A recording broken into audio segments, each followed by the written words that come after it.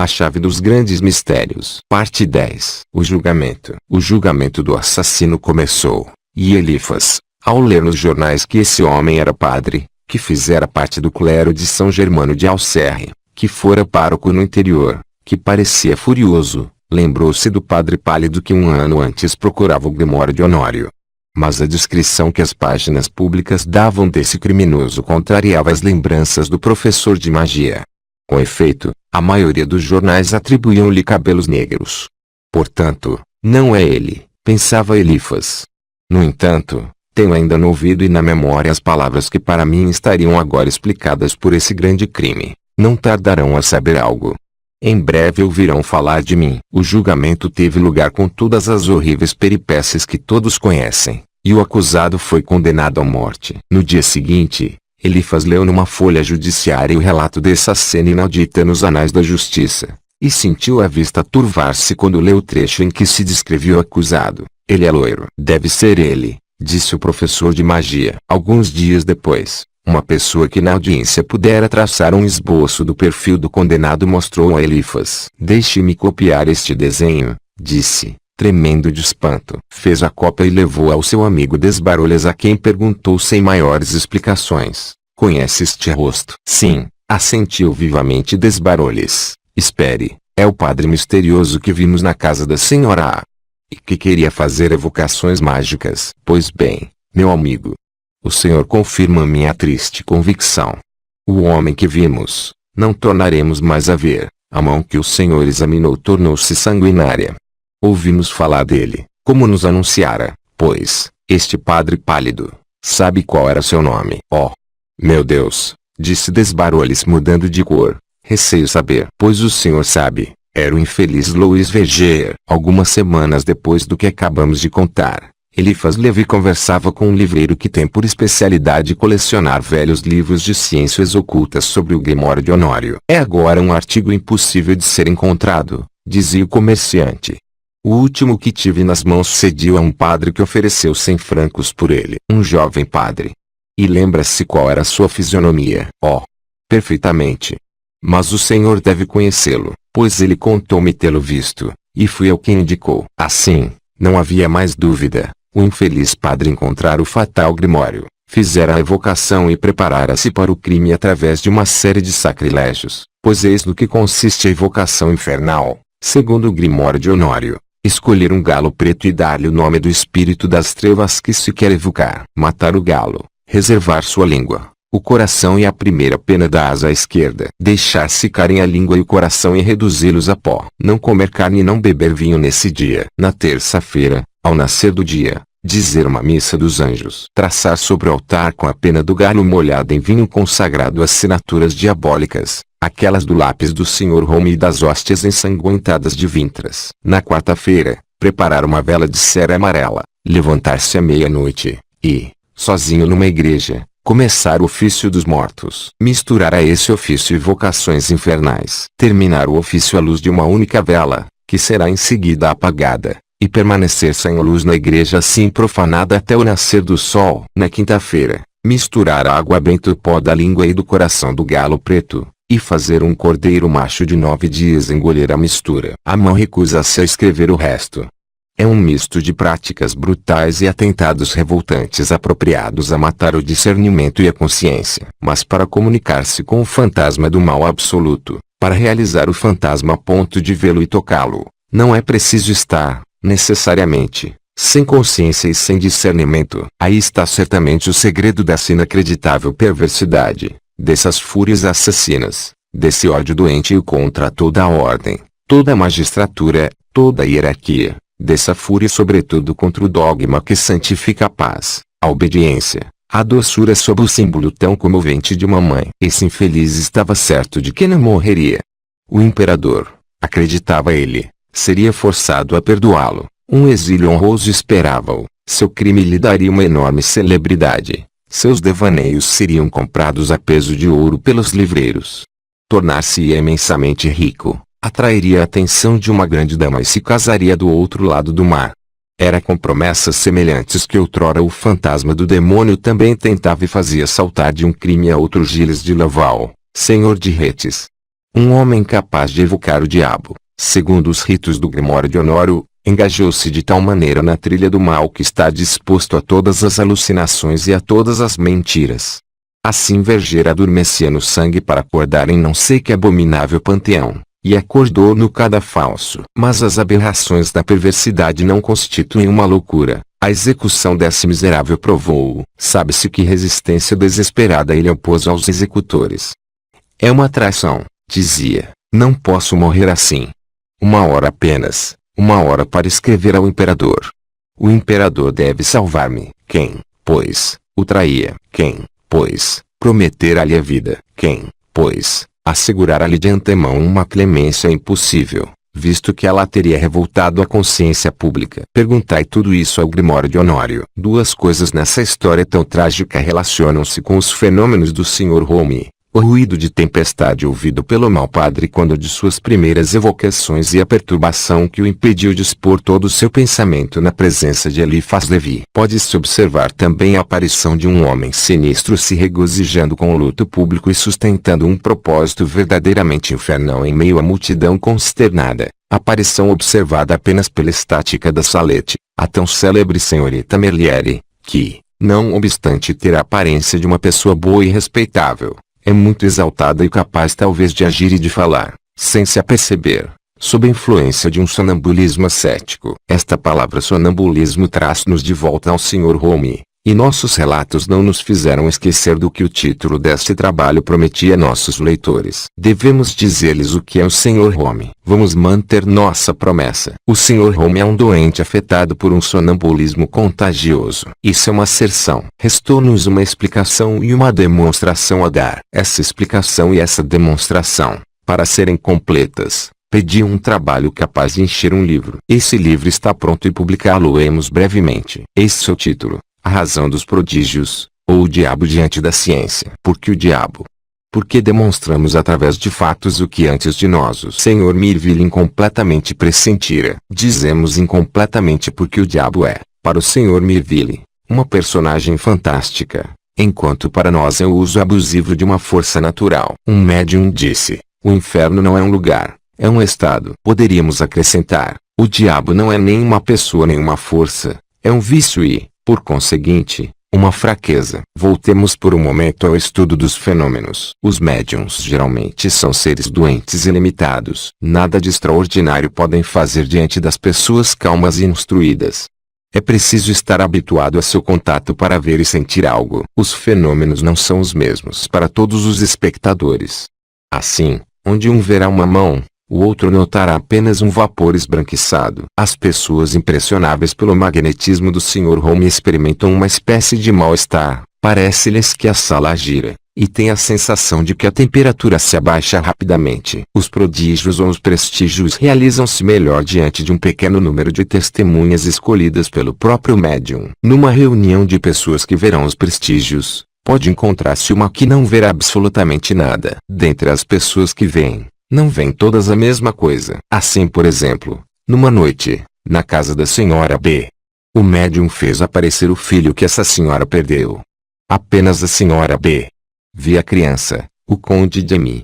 Via um pequeno vapor esbranquiçado em forma de pirâmide. As outras pessoas nada viam. Todo mundo sabe que certas substâncias, o haxixe, por exemplo, entorpecem sem privar do uso da razão, e fazem ver, com uma surpreendente impressão de realidade, coisas que não existem. Grande parte dos fenômenos do Sr. Home pertencem a uma influência natural semelhante à do haxixe. Eis porque o médium quer operar apenas diante de um pequeno número de pessoas escolhidas por ele. O restante desses fenômenos deve ser atribuído ao poder magnético. Ver algo com o Sr. Home não é um indício tranquilizador para a saúde de quem vê. Aliás, mesmo que a saúde fosse excelente, essa visão revela uma perturbação passageira do aparelho nervoso em suas relações com a imaginação e com a luz. Se essa perturbação fosse frequentemente repetida, a pessoa se tornaria seriamente doente. Quem sabe quantas catalepsias, tétanos, loucuras e mortes violentas a mania das mesas girantes já produziu. Esses fenômenos tornam-se particularmente terríveis quando deles a perversidade se apodera. É então que se pode realmente afirmar a intervenção e a presença do espírito do mal. Perversidade ou fatalidade, Os pretensos milagres obedecem a um desses dois poderes. Quanto às escrituras cabalísticas e às assinaturas misteriosas, diremos que se reproduzem pela intuição magnética das imagens do pensamento no fluido vital universal. Esses reflexos instintivos podem produzir-se se o verbo mágico nada tiver de arbitrário e se os signos do santuário oculto forem a expressão natural das ideias absolutas. É o que demonstramos em nosso livro. Mas, para não remetermos nossos leitores do desconhecido ao futuro, vamos antecipar 2 capítulos dessa obra inédita, um sobre o verbo cabalístico, o outro sobre os segredos da cabala, e deles tiraremos conclusões que completarão de modo satisfatório para todos a explicação que prometemos para os fenômenos do Sr. Home. Existe um poder gerador das formas. Este poder é a luz. A luz cria as formas segundo as leis das matemáticas eternas, pelo equilíbrio universal do dia e da sombra. Os signos primitivos do pensamento delineiam-se por si sós na luz, que é o instrumento material do pensamento. Deus é a alma da luz. A luz universal e infinita é para nós como o corpo de Deus. A cabala ou alta magia é a ciência da luz. A luz corresponde-se com a vida. O reino das trevas é a morte. Todos os dogmas da verdadeira religião estão escritos na cabala em caracteres de luz numa página de sombra. A página de sombras são as crenças cegas. A luz é o grande mediador plástico. A aliança da alma com o corpo é um casamento de luz e de sombra. A luz é o instrumento do verbo. É a escritura branca de Deus no grande livro da noite. A luz é a fonte dos pensamentos, e é nela que se deve buscar a origem de todos os dogmas religiosos.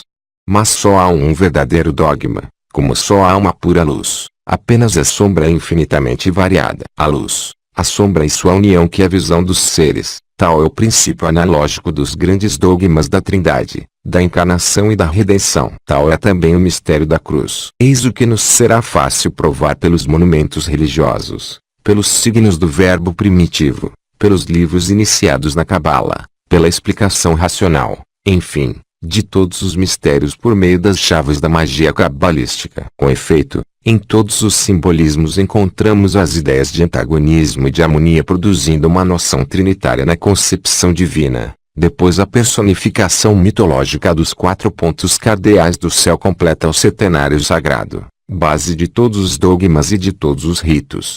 Para convencermos-nos disto, bastará relermos e meditarmos sobre a sábia obra de Dupuis, que seria um grande cabalista se tivesse visto uma harmonia de verdades onde suas preocupações negativas apenas o deixaram ver um concerto de erros. Não devemos refazer aqui o seu trabalho, que todos conhecem. Mas o que importa provar é que a reforma religiosa de Moisés era inteiramente cabalística, e que o cristianismo, ao instituir um dogma novo, simplesmente reaproximou-se das fontes primitivas do mosaísmo, e que o evangelho não é mais do que um véu transparente lançado sobre os mistérios universais e naturais da iniciação oriental. Um sábio notável, mas muito pouco conhecido, M. Pelacor, em seu livro sobre os Elohim ou deuses de Moisés, lançou nova luz sobre essa questão e encontrou nos símbolos do Egito todas as figuras alegóricas do Gênesis. Mais recentemente, um bravo pesquisador, de vasta erudição, M. Vincent Dione, publicou um tratado sobre a idolatria entre os antigos e os modernos, onde ergue o véu da mitologia universal. Convidamos os homens de estudos conscienciosos a lerem essas diferentes obras e nós nos concentraremos no estudo especial da cabala entre os hebreus. Sendo o verbo, ou a palavra, segundo os iniciados nessa ciência, toda a revelação, os princípios da alta cabala devem se encontrar reunidos nos próprios sinais que compõem o alfabeto primitivo. Ora, eis o que encontramos em todas as gramáticas hebraicas. Há uma letra principiante universal geradora de todas as outras. É o Iod Y. Há 2 outras letras mães opostas e análogas entre si, o Aleph e o Mem M, seguindo-se a outras o Shin C. Há 7 letras duplas, o Bet B, o Gimel G, o Dalet D, o Kaf K, o Pé P, o Resh R e o Tal T. Finalmente há 12 simples que são as outras letras, ao todo 22. A unidade é representada de modo relativo pelo Aleph, o ternário é figurado ou por Iod, Mem, Shin, ou por Aleph, Mem, Shin. O setenário por Bet, Gimel, Dalet, Kaf, Pé, Resh, Tal. O duodenário pelas outras letras. O duodenário é o ternário multiplicado por 4, e entra também no simbolismo do setenário. Cada letra representa um números, Cada conjunto de letras uma série de números. Os números representam ideias filosóficas absolutas. As letras são hieróglifos abreviados. Vejamos agora as significações hieroglíficas e filosóficas de cada uma das 22 letras.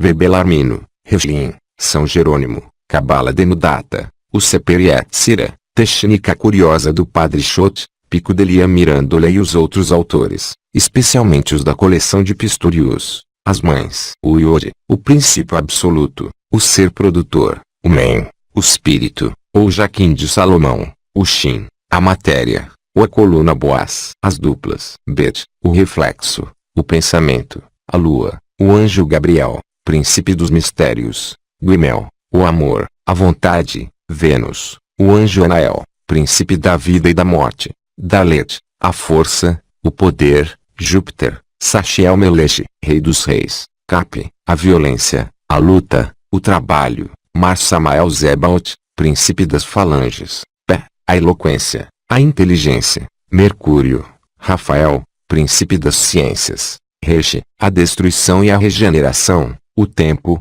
Saturno, Cassiel, rei dos túmulos e das solidões. Tal, a verdade, a luz, o sol. Micael, rei dos Elohim. As simples dividem-se em 4 ternários, trazendo por títulos as 4 letras do tetragrama divino HWHY. No tetragrama divino, o Yod, como acabamos de dizer, figura o princípio produtor ativo. O I representa o princípio produtor passivo, o Kteiz. O Val, figura a união dos dois ou Linga, e o I final é a imagem do princípio produtor secundário, isto é, da reprodução passiva no mundo dos efeitos e das formas. As 12 letras simples, divididas em grupos de 3, reproduzem a noção do triângulo primitivo, com interpretação e sob influência de cada uma das letras do tetragrama. Vê-se que a filosofia e o dogma religioso da Cabala estão indicados aí de modo completo, mas velado. Interroguemos agora as alegorias do Gênesis. No princípio, Yod, a unidade do ser, Elohim, as forças equilibradas, Jaquim e Boaz, fizeram o céu, o espírito, e a terra, a matéria. Em outras palavras, o bem e o mal, a afirmação e a negação.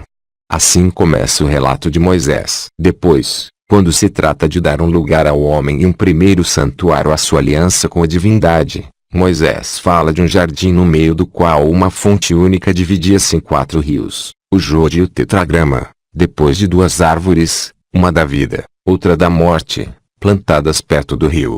Aí são colocados o homem e a mulher, o ativo e o passivo. A mulher simpatiza com a morte e arrasta consigo em sua ruína Adão. Eles são, pois, expulsos do santuário da verdade e um cherube, uma esfinge com cabeça de touro. Ver os hieróglifos da Síria, da Índia e do Egito, é colocado à porta do jardim da verdade para impedir os profanadores de destruírem a árvore da vida.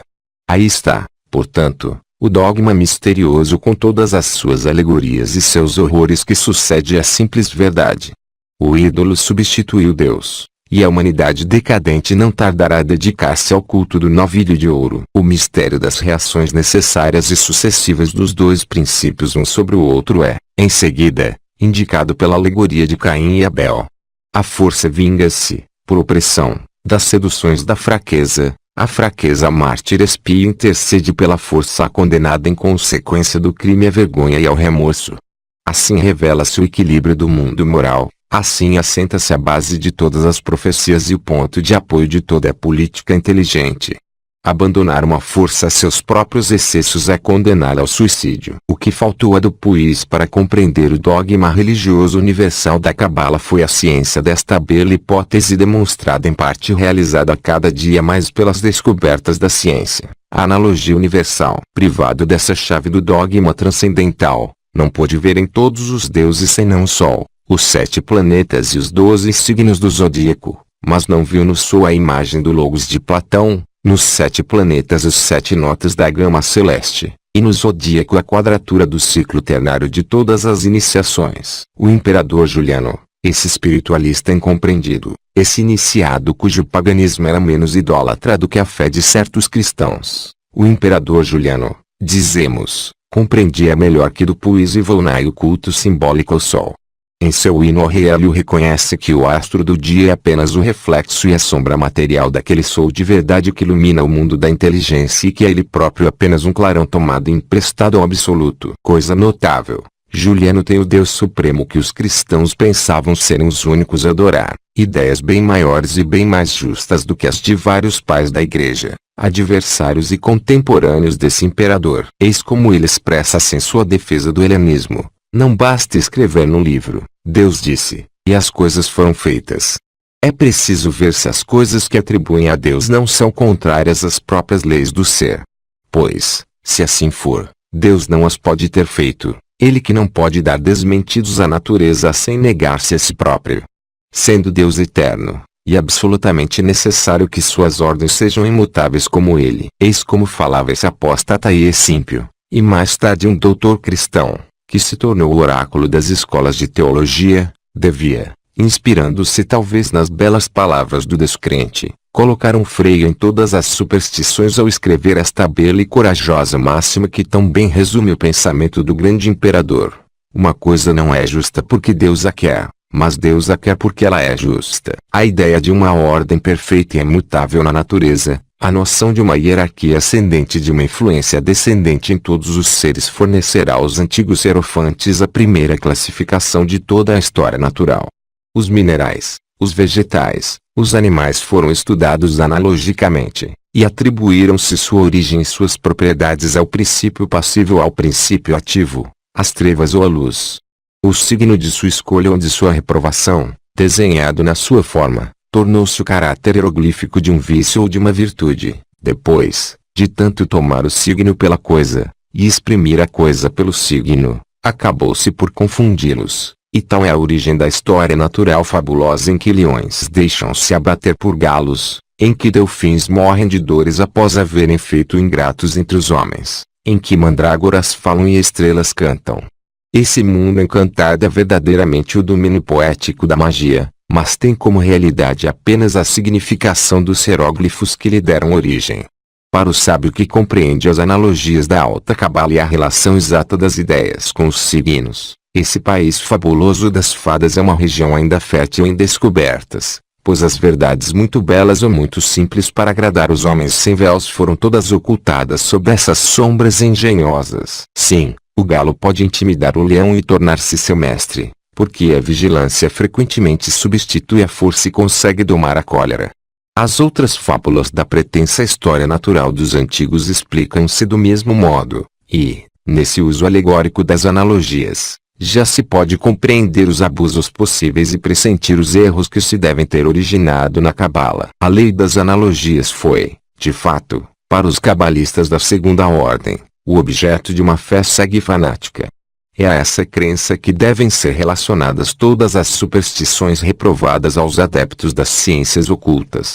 Eis como raciocinavam. O signo exprime a coisa é a virtude do signo, a correspondência analógica entre o signo e a coisa significada.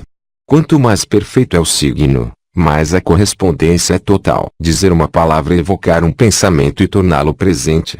Dizer Deus, por exemplo, é manifestar Deus. A palavra age sobre as almas e as almas reagem sobre os corpos. Pode-se, portanto, assustar, consolar, fazer adoecer, curar, matar e ressuscitar por palavras. Proferir um nome é criar ou chamar um ser. No nome está contida a doutrina verbal ou espiritual do próprio ser. Quando a alma evoca um pensamento, o signo desse pensamento escreve-se por si só na luz. Invocar é adjurar, isto é, jurar por um nome. É fazer ato de fé nesse nome e comungar na virtude que ele representa. As palavras, portanto, são por si próprias boas ou más, venenosas ou salutares. As palavras mais perigosas são as palavras vãs e proferidas levianamente, porque são abortos voluntários do pensamento. Uma palavra inútil é um crime contra o espírito de inteligência. É um infanticídio intelectual. As coisas são para cada pessoa o que elas faz ao denominá-las. O verbo de cada pessoa é uma impressão ou uma prece habitual. Falar bem é viver bem. Um belo estilo é uma auréola de santidade. Desses princípios, uns verdadeiros, outros hipotéticos, e das consequências mais ou menos exageradas que deles tiravam, resultava para os cabalistas supersticiosos uma confiança absoluta nos encantamentos, evocações, conjurações e orações misteriosas. Ora, como a fé sempre realiza prodígios, nunca lhe faltaram as aparições, os oráculos, as curas maravilhosas, as doenças súbitas e estranhas. Foi assim que uma simples e sublime filosofia tornou-se a ciência secreta da magia negra. É sobretudo desse ponto de vista que a cabala pode ainda excitar a curiosidade da maioria em nosso século tão desconfiado e tão crédulo.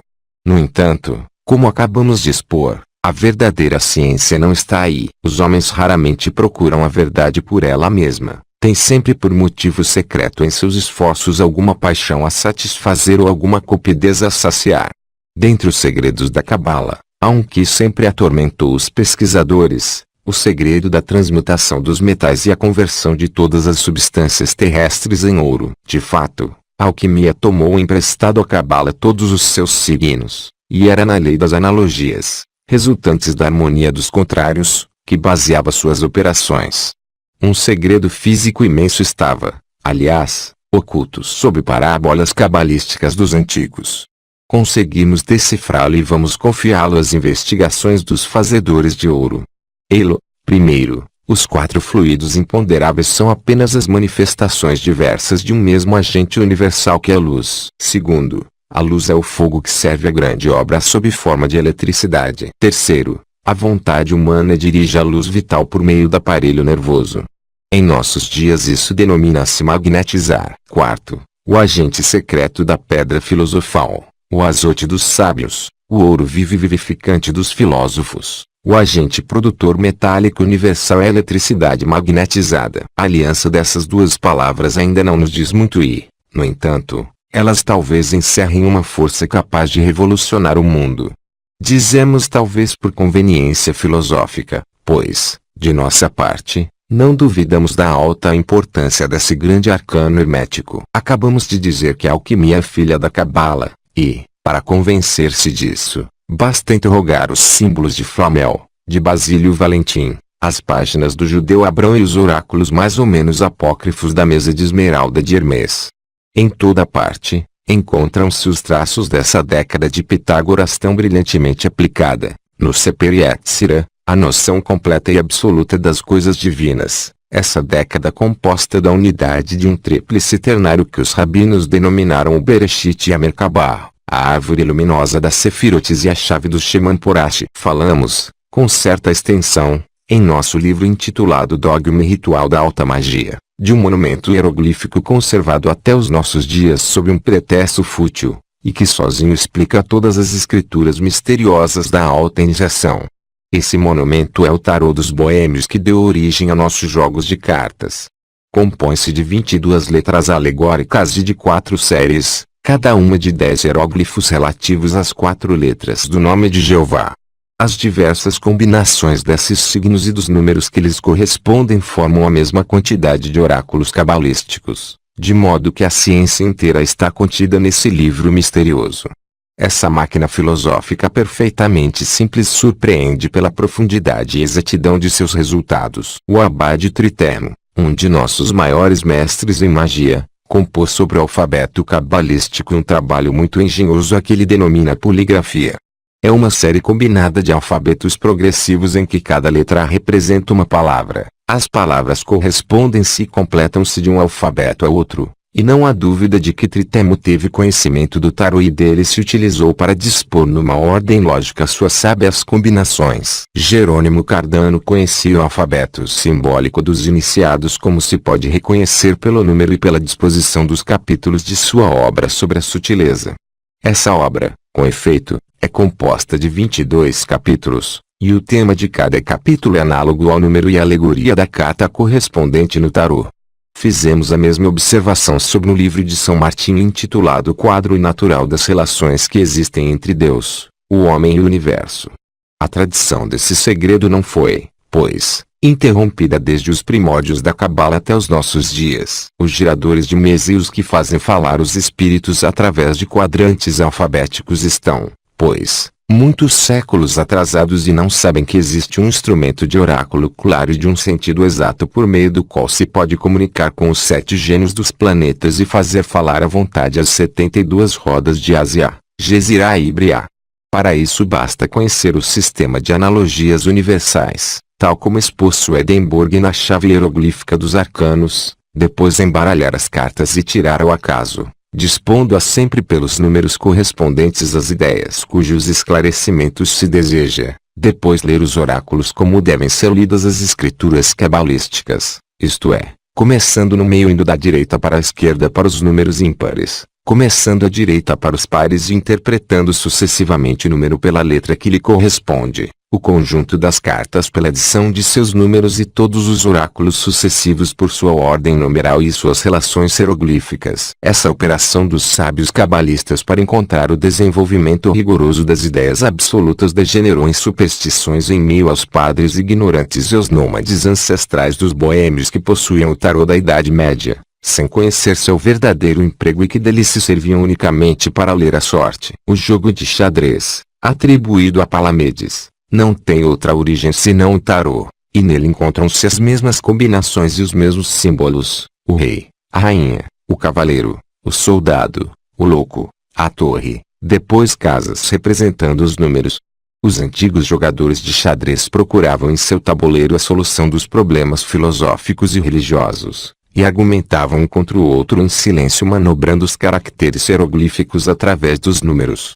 Nosso vulgar jogo do ganso, copiado dos gregos e igualmente atribuído a Palamedes, é apenas um tabuleiro de figuras imóveis e números móveis por meio dos dados.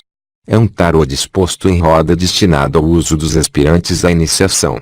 Ora, a palavra tarô, em que se encontram rota e tora, exprime ela própria, como demonstrou Guilherme de Postel, essa disposição primitiva em forma de roda. Os hieróglifos do jogo do ganso são mais simples que os do tarô, mas encontram-se aí os mesmos símbolos: o bobo, o rei, a rainha, a torre, o diabo ou tifon, a morte, etc. As probabilidades aleatórias desse jogo representam as da vida e escondem um sentido filosófico bastante profundo para fazer meditar os sábios e bastante simples para ser compreendido pelas crianças. A personagem alegórica de Palamedes é as idênticas de Enoque, de Hermes e de Cadmo, aos quais atribui-se a invenção das letras nas diversas mitologias. Mas, no pensamento de Homero, Palamedes, o revelador e a vítima de Ulisses, representa o iniciador ou o gênio cujo destino eterno é ser morto por aqueles que inicia. O discípulo torna-se a realização viva dos pensamentos do mestre apenas depois de ter tomado seu sangue e comido sua carne, segundo a enérgica e alegórica expressão do iniciador tão mal compreendido pelos cristãos. A concepção do alfabeto primitivo era, como se pode ver, a ideia de uma língua universal, encerrando em suas combinações e em seus próprios signos o resumo e a lei da evolução de todas as ciências divinas e humanas. Acreditamos que, desde então, nada mais bonito nem maior foi sonhado pelo gênio dos homens e confessamos que a descoberta desse segredo do mundo antigo compensou-nos plenamente por tantos anos de pesquisas estéreis e trabalhos ingratos nas criptas das ciências perdidas e nas necrópolis do passado. Um dos primeiros resultados dessa descoberta seria uma nova direção dada ao estudo das escrituras hieroglíficas ainda tão imperfeitamente decifradas pelos émulos e pelos sucessores de Champollion. Sendo o sistema de escritura dos discípulos de Hermes analógico e sintético como todos os signos da Cabala, para a leitura das páginas gravadas nas pedras dos antigos templos não importaria recolocar essas pedras em seu lugar e contar o número de suas letras comparando-as com os números das outras pedras. O obelisco de Luxor, por exemplo, não era uma das duas colunas da entrada de um templo. Ficava à direita ou à esquerda?